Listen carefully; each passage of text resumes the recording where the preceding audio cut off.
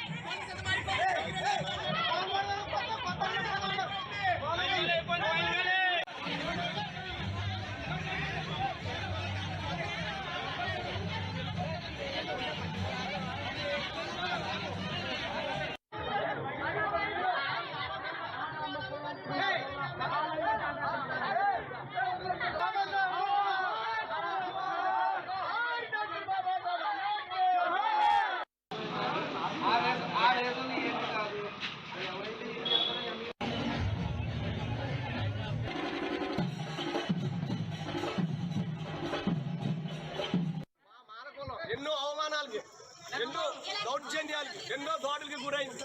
ఆ దాడులకి ఒక ప్రజాప్రతినిధి ఉండి మాకు న్యాయం చేయకపోగా మా మీద ఈ ప్రభుత్వ అధికారులను ఉపయోగించి మమ్మల్ని మా 18 కుర్రోల్ని అప్పటికప్పుడు సెంట్రల్ జైల్లో పెట్టడం జరిగింది.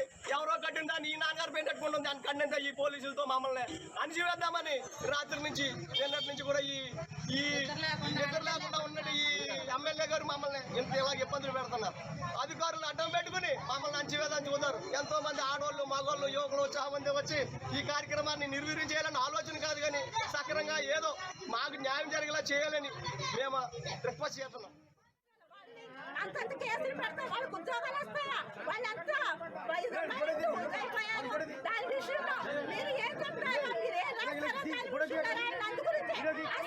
మేము అంబేద్కర్